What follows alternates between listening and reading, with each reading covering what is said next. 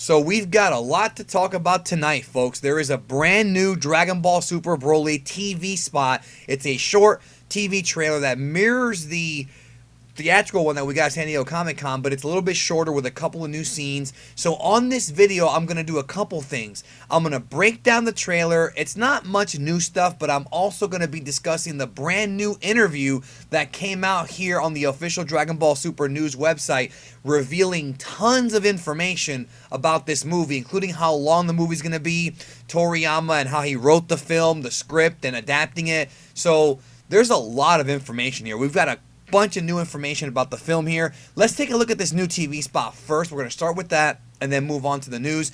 So many of you are probably wondering, wait a minute, they're already showing TV commercials for the movie on Japanese TV, even though there's months and months left for the movie to come out? Yes, there are a few more months left for the movie comes out, but like I told you guys before, they are really, really looking to hype this movie up. We're going to get tons and tons of promotional stuff in the next few months until the movie comes out. So expect that.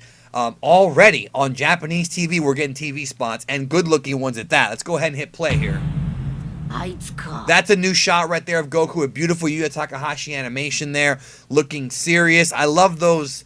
I love when Goku has that serious look on his face, brother. You know, I love Dragon Ball comedy, but serious Goku's always going to be a classic. And that's a new shot right there of Broly coming down the stairs. We've seen this in the trailer. He attacks, of course.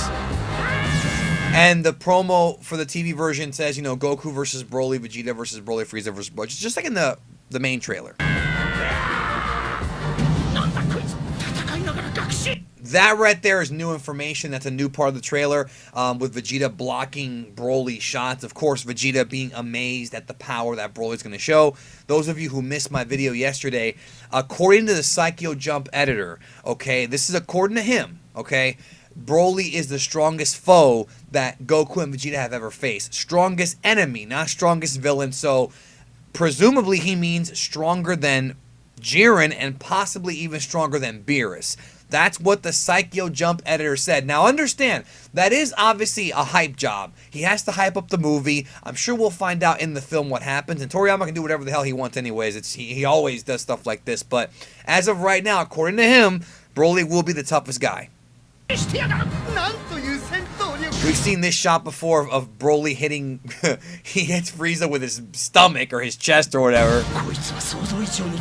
Goku at blue going at him. That right there is an interesting shot of what looks like a planet blowing up. But notice how in that shot, there's like mountains and whatnot here. It might not even be a planet. It might be something else, but it looks like because it's round, I'm guessing it could be a planet. Maybe I'm wrong on that. You know, I'm not sure, but this power up here looks crazy. We're going to get to this power up here in a minute. Broly! Let me hear Nozawa say that again. Broly! Anyways, and then we have, of course, the shot that we all assume is baby Goku and Bardock from, you know, originally minus now in the movie. So that is the new TV spot. Again, the hype train continues. Now, this interview, right, with the producer of the Dragon Ball Super movie, we're going to talk about this interview. Of course, we have Herms, our translator here. I said producer, I screwed up. Director, Tatsuya Nagamine. He is directing this film. We're going to be discussing what Herms translated and what it could mean for the movie. There's a lot of information here, so sit back on this one and relax while I tell you guys what was said and I'm going to interpret it for you guys so you kind of know what I'm talking about here. So Herms talks about how there's an interview with director Tatsuya Nagamine. He says Toriyama's going to give Broly more characterization. So of course we talked about how Broly's rebooting the character. Nagamine focuses on making him look super strong with various techniques. There's about 300 to 400 sheets of storyboard for Broly's actions. Now, I want to clarify. When they say various techniques, they're not talking about Broly having moves. This is not like Broly learning techniques. What they mean is animation techniques. You know, they're going to be using some CGI in this film. And the CGI is going to look better. Already it looks better than the Resurrection F and Battle of God CGI, which really, when you look back on it, some parts of it do look pretty bad, especially if you watch it in slow motion. Here, the film's going to be a lot more crisp and clean. 400 sheets of storyboard. That's crazy. Moving on, Herm says, On the new characters, Chile, which is, or Chel, I can't pronounce her name, Chelie, which is the little green sort of white-haired girl, is a young delinquent girl who acts on her emotions. She helps out Broly without thinking of the consequences with terrible results. Limo has served in Frieza's army for decades. He wants to do something about Broly but knows his own limits. So we know that Chalet, according to this, she helps out Broly without thinking. All I can think about is she's the one who maybe finds Broly, or the one who maybe breaks Paragus' control over Broly, and that could end up being what happens. That's why it says with terrible results. So that right there might be a bit of a spoiler. I don't think it's a major one because we don't know exactly what she does, but apparently at some point in the film, she's going to be helping out Broly. Says here, Limo encountering Broly and Chele's actions start to influence him. Nagamine takes the balance between these characters, but saying any more would spoil the movie. So they're trying to avoid spoilers, but apparently these characters are going to be involved in the plot of the movie a lot more than I thought. We all thought, well, not all of us, but I thought that they would just be there for like a little bit of the movie. Maybe they find Broly and that's it. We don't see him again. They get killed. No, they're going to be involved in this. They are going to be involved in this, but we're not done here. Here we go. On the usual suspects, Goku is already pretty close to being a god, and Vegeta is definitely trying to catch up. So I don't understand what they mean by being a god. Goku already surpassed Super Saiyan God. Now, I don't know if they're talking about him being like an angelic level of a god, but that is really interesting. We're going to be discussing that a little bit more, I think, this week. I might do a video discussing that a little more in depth because that changes things. If Goku's goal is to become a god, that's interesting, but we're not done. This time, Frieza shows particular growth. He wants to be on top, but is pondering how he can with Beerus and company around. Is his ambition to defeat the Omni King. Now, that was hinted in the Dragon Ball Super anime. Remember, in the Dragon Ball Super anime, Frieza states that he wants the Omni King's power. He says it once. He wants to be strong like the Omni King. So what is he going to do? How can he achieve that power? Will he use Broly to try to get that power? I don't know, but it's interesting. Moving on, it says, in Resurrection F, Frieza was at a huge disadvantage fighting on his own, but Nagamine says everyone should look forward to seeing how Frieza will oppose Goku and Vegeta this time around. So that's another little bit of a hint here. So it looks like at some point in the film, Goku and Vegeta will be facing off with Frieza, whether it be a fight or whether it be Frieza sicking Broly on Goku and Vegeta. That could be what happens. I know some of you guys have been leaving comments on Twitter, Facebook, Instagram, and here about the possibility of Frieza using Broly, to his advantage. That could be the reason to get after Goku and Vegeta. Herms goes on to say it was a bit hard for Nagamine when he heard Broly would be in this film, since his mentor Shigeyasu Yamauchi directed the first Broly movie. He's talking about the Dragon Ball Z movie 8, and he figured he couldn't surpass his mentor. Still, he's focusing on Toriyama's new characterization for Broly and making him look strong. Yeah, I mean, I wouldn't even worry about it if I was Nagamine. I mean, I understand the whole respect for your mentor thing, but this is a different movie, a different vision of Broly. This is Toriyama's vision of Broly, not Takao Koyama's, and thus he can play with it more and make it his own. That's the way I'm seeing it. Nagamine felt the image of what a Dragon Ball anime had gotten too fixed. He wants to refresh how Super Saiyan transformations, Kamehamehas, etc. are depicted using the latest animation method. So, in other words, what he's saying is the way that the Super anime looked was, in his opinion, antiquated. It looked old. He wants to make the series look better and sharper. So that tells me that this is definitely going to look like something totally different. Like, I think the Kamehamehas and the Ki Blasts are going to be much more impactful in this film, especially if they have good sound direction. I can't wait to see this thing in theaters, dude. Like, even if you don't like the dub and all you can see is the dub, go see it because the sound direction is sure to be amazing in this movie, even if you don't like the dub. Like, go see it in dub, sub, whatever. However you can see it, go see it, because just experiencing that in the big screen is going to be awesome. Herms goes on to say, with that in mind, Toriyama's tingly back description for turning Super Saiyan inspired him to focus on the transformation's physical aspects. So, I'm not really sure what that means, to be honest. Maybe we're going to actually see the tingly back in the movie. Like, you'll see the back tingle and then transform. I'm fine with it as long as it looks cool.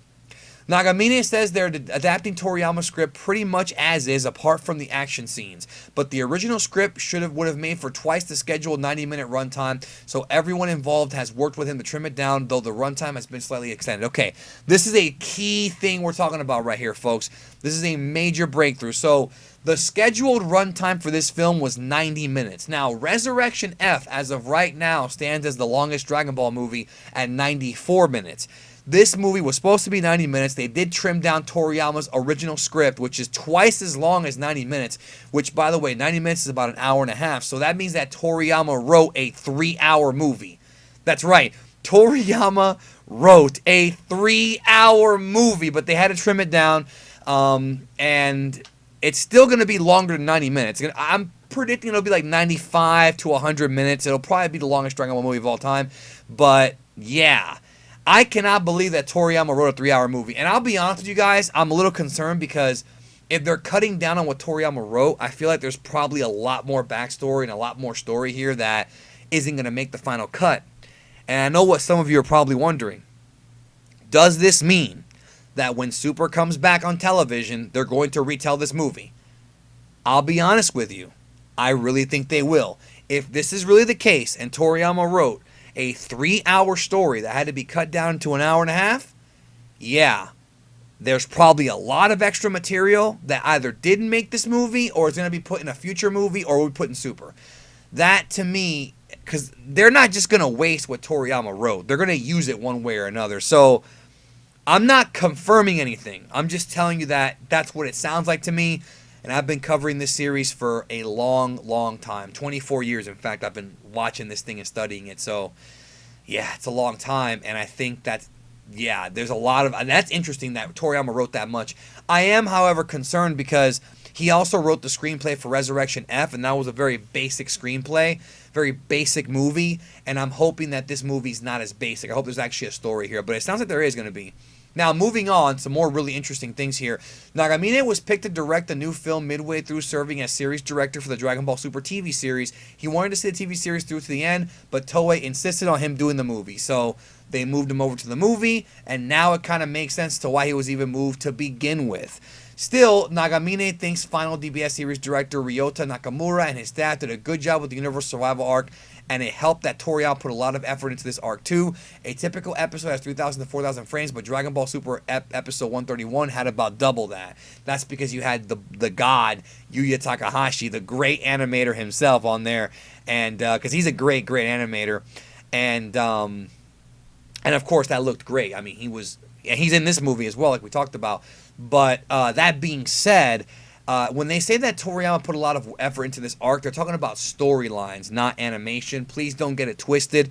Toriyama is not an animator, but he did help out more with the storyline that we had originally thought. So I'm guessing what they're referring to is the original manuscript for the arc, because with the Trunks arc, that's a pretty simple story. Universe 6, simple story. Tournament of Power, it's a simple story, but it's also a lot longer because you have so many universes, so many different fights. So Toriyama had to write a lot more, and that's what they're referring to. Not that he animated the thing. Herms goes on to say the number of animation frames is directly linked to the going over budget and is therefore strictly controlled. Nagamine himself once got chewed out for using 4,000 frames on an episode of Magical Doremi, but then since then Toei seems to have learned to splurge when necessary. That is good to know because that means that Toei is willing to put money into this film. Final two tweets here. Nagamine is a first-generation Dragon Ball fan and watched the original anime as a kid back in the 80s, dude. For him, one of Dragon Ball's strengths is how easy it is to understand the characters, who's good, who's bad, etc. He wants the new movie to likewise be enjoyable, even for those with no prior Dragon Ball experience. And then Herm says there's other stuff, but these are the highlights. So that's pretty much it. Lots of information from the director of the film and where the film's direction is going. I, for one, am cautiously optimistic about this. What I mean by that is I'm looking forward to it, but I'm really genuinely curious about what Toriyama wrote that is not going to make it into the film. What did they have to, like, I'm sure they had to move stuff around and shorten some things here and there. What did Toriyama write? And what he did write, will we see it, whether it be anime, a sequel movie, maybe there's going to be an extended cut of this film? We don't know. We do not know, and please don't report news as if we know, because we don't know. We just know that Toriyama wrote a script for 3 hours, and they cut it down to an hour and a half, a little bit more than an hour and a half. So it'll probably be closer to 2 hours than 3 hours, right? But I still would love to read that 3-hour script to see what kind of stuff he wrote, because I'm sure you all agree with me on that one, right? Like, and hopefully we'll see it. It'll see the light of day. But I hope it does. Anyways, that is it for this late night Broly news update. Hope y'all have a great day. I love you all, and I hope you enjoyed the content. And I'll keep bringing you the news as I get it. We seem to be getting these interviews, once a week. So hopefully we'll get some more juicy stuff very soon. I'm very excited to bring that to you. Also, earlier today, I did a video about Bulma's last name not being Briefs. Easily the biggest dub translation mistake they've ever made. Well, one of them. It's also a mistake in Dragon Ball Evolution. If you haven't watched that video, you should see it on your screen here in a minute. Watch that video because there's a lot of lies about people having last names in Dragon Ball that don't, and I cleared that up for y'all, you guys. So, again, a lot of misinformation, and I'm here to fix it. So, thank you guys. Hope you have a great day, and I'll see you soon.